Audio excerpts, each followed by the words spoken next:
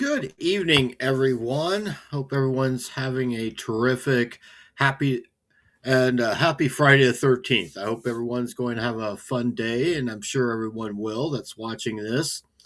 I figured since it is, once again, another Friday the 13th, that's 2 months in a row that we've had one, why not do a video in which kind of look at the whole franchise as a whole?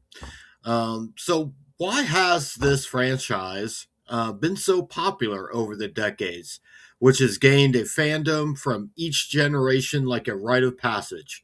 Since the very first movie that was released back in 1980, there have been 11 standalone Friday the 13th movies, 12 if you count Jason versus Freddy, which was the Friday the 13th Nightmare on Elm Street crossover. So let's explore Crystal Lake and all of its special death curses. The original Friday the 13th was written by Victor Miller and Sean Cunningham, or directed by Sean Cunningham, and released in 1980.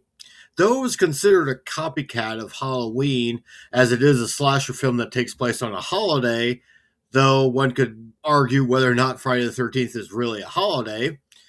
But I would say there's more similarities to Mario Bava's A Bay of Blood, which was released nearly a decade earlier, than having similarities with Halloween. The plot was simple. A group of young camp counselors are trying to get things ready for the opening of Camp Crystal Lake to an abundance of children. But before the kids even show themselves there, each of the counselors are picked off one by a killer we never see until the very end.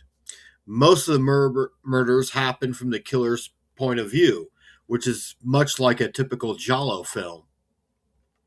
We find that at the end, when Alice, the last one standing, is confronted by a crazed middle aged woman named Pamela Voorhees, who has been the killer all along. See, Pamela is seeking revenge as several years ago, her young son Jason drowned to his death while the counselors on duty were partying and having sex. Ever since then, Pamela's grief and madness has compelled her to kill anyone reminding her of the negligent counselors who failed to save Jason as a child. Alice, played by Adrienne King, gets the best of Pamela by decapitating her at the very end.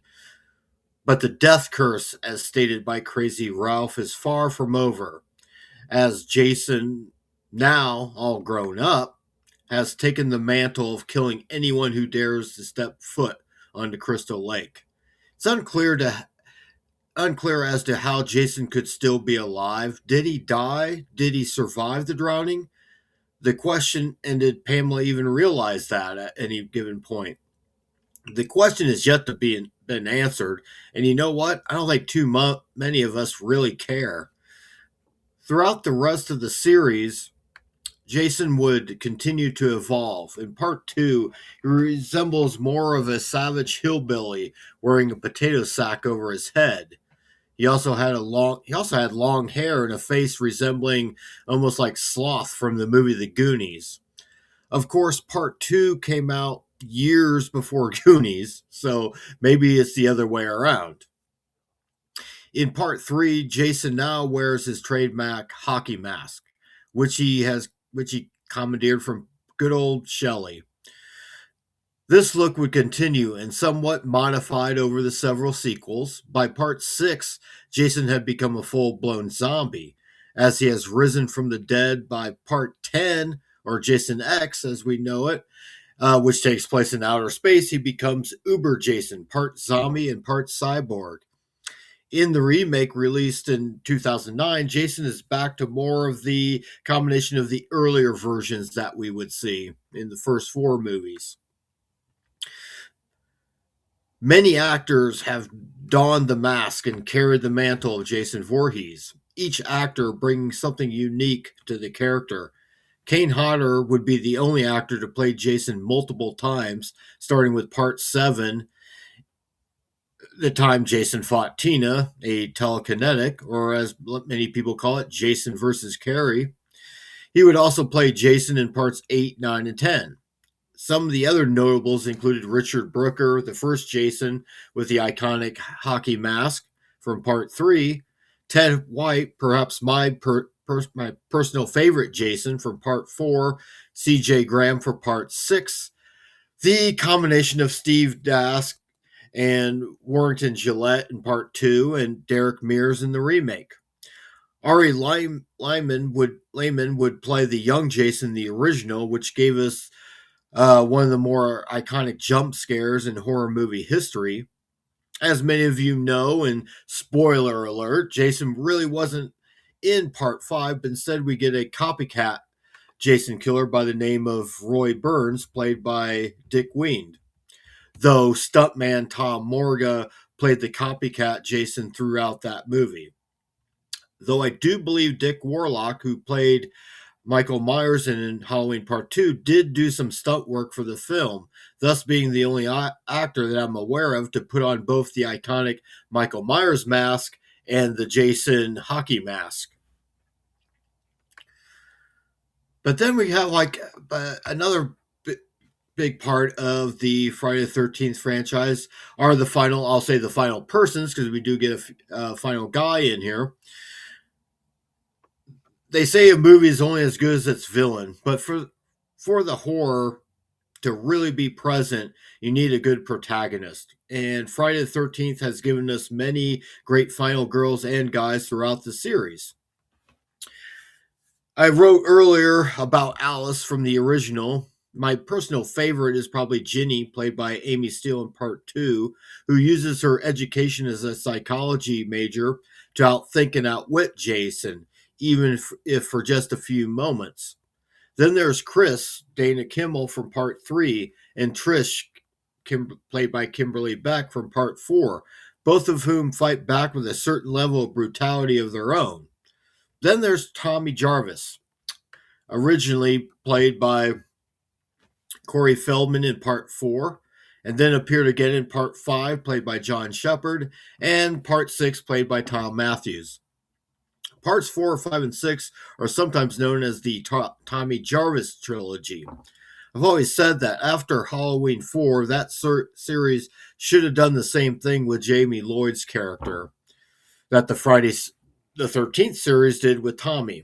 But that's another topic for discussion later, and I think I've probably have covered it in a previous video. Of course, we cannot forget the young wisecracking kid in part 5, Reggie the Reckless, played by Shavar Price. And let's not forget Tina for part 7, who played by the late Lar Park Lincoln. That movie gets billed as Jason versus Carrie, as I alluded to earlier, because of Tina's telekinetic powers that kind of somewhat mirror Sissy Spacek's and Carrie. The list, of course, continues with other final girls and guys, but I've written quite a bit, talked quite a bit about that already. I just wanted to kind of mention my own personal favorites.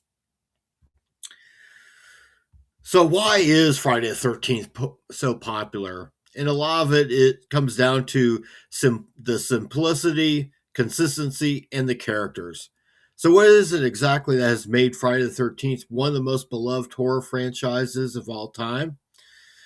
Well, first, when we look at the characters, I often get so annoyed from critics who say all the acting in slasher movies are terrible, all the characters are annoying, and you're just waiting for them to die. This really perturbs me to no end. Sure, there might be those movies where that might be the case. But if you have to judge a movie in its own context, it would be unfair, for example, to judge any of the Friday the 13th movies in the same way we might judge a movie that's made by A24. Truth be told,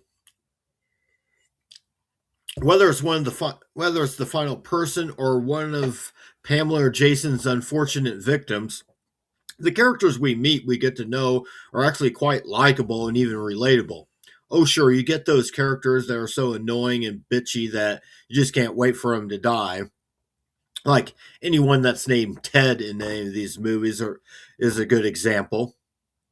But you also have to have those characters who end up meeting their maker that you kind of feel bad for. These movies aren't rocket science and should not be judged in that context. Most of these actors are young and just getting their start, much like Kevin Bacon did when he appeared in the first film. Granted, maybe I'm not a drama critic, but the acting overall I think is pretty solid for the most part in these movies. I've seen way worse in newer movies or even the so called elevated horror movies that take themselves way too seriously. When we look at the simplicity and consistency of the series at its core, with a few exceptions within the series, like Part 9, Jason Goes to Hell, the story of each of these movies is fairly simple. You have young adults, either camp counselors or young partygoers, engaged in drinking, smoking pot, and sex, and showing up at Crystal Lake. Jason wants none of this, as this is his home, and also is at the same time seeking retribution for the death of his mother.